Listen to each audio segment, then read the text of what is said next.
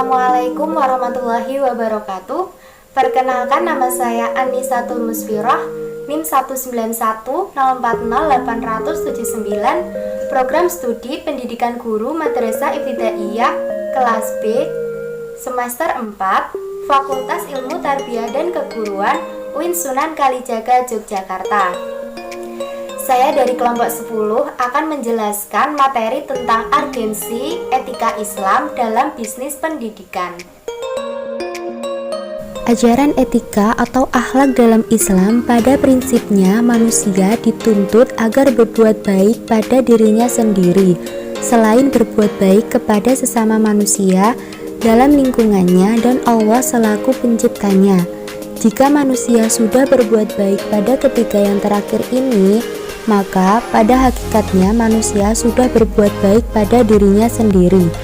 Oleh sebab itu, agar dapat berbuat baik pada semuanya, manusia di samping diberikan kebebasan, sebaiknya ia mencermati keesaan Allah atau tauhid, prinsip keseimbangan, tawazun sama dengan balance, dan keadilan, di samping tanggung jawab yang akan diberikan di hadapan Allah Subhanahu wa Ta'ala. Islam sebagai agama rahmatan lil alamin bersifat umum dan lengkap. Maksudnya, jika dikontekskan dengan taraf-taraf tersebut, tidak akan pernah membedakan antara taraf satu dengan taraf lainnya. Untuk keselamatan seluruh golongan, Islam mengarahkan manusia supaya senantiasa menjunjung tinggi nilai-nilai etika dalam seluruh kegiatan di dalam kehidupan termasuk berbisnis. Oleh sebab itu, jika etika dikaitkan dengan masalah bisnis, maka bisa ditafsirkan bahwa etika Islam dalam bisnis termasuk bisnis pendidikan merupakan norma etika yang berbasiskan Al-Quran dan hadis yang harus dijadikan pedoman oleh siapapun dalam kegiatan bisnis termasuk bisnis pendidikan. Menurut Qardawi, antara bisnis dan etika atau akhlak tidak akan terpisahkan seperti halnya antara ilmu dan akhlak. Akhlak merupakan daging dan urat nadi kehidupan Islam, sebab risalah Islam ialah risalah akhlak. Seorang muslim percaya terhadap kesatuan hidup dan kesatuan kemanusiaan. Oleh karena itu, tidak dapat diterima perbuatan pemisahan antara kehidupan dunia dan agama.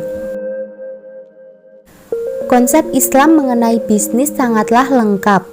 Oleh karena itu, Islam sangat mencermati etika berbisnis. Bisnis yang baik yaitu bisnis yang menghasilkan keuntungan bagi pelaku bisnis, baik keuntungan di dunia atau di akhirat, keuntungan sementara dan terbatas, serta keuntungan yang kekal dan tidak terbatas. Namun, dalam etika Islam tidak mengajak pelaku bisnis hanya untuk mengejar keuntungan, melainkan juga keberkahan. Lalu, apa sebenarnya urgensi etika Islam dalam bisnis pendidikan? Dalam hal ini dapat ditinjau dari berbagai aspek, antara lain yang pertama aspek teologis. Etika Islam atau akhlak dalam bisnis pendidikan adalah ajaran Allah Subhanahu wa Ta'ala yang diwahyukan kepada Rasulullah Shallallahu alaihi wasallam. Secara normatif, Allah Subhanahu wa Ta'ala telah membicarakan tentang akhlak dalam surat Al-Qalam ayat 4. Akan tetapi, secara praktis, Allah Subhanahu wa Ta'ala telah mengajarkan cara berbisnis yang etis melalui praktik bisnis Rasulullah Shallallahu alaihi wasallam.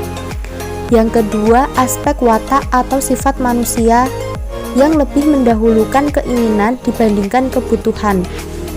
Yang ketiga, aspek akademis atau sains akademik. Yang keempat, aspek sosiologis atau reality.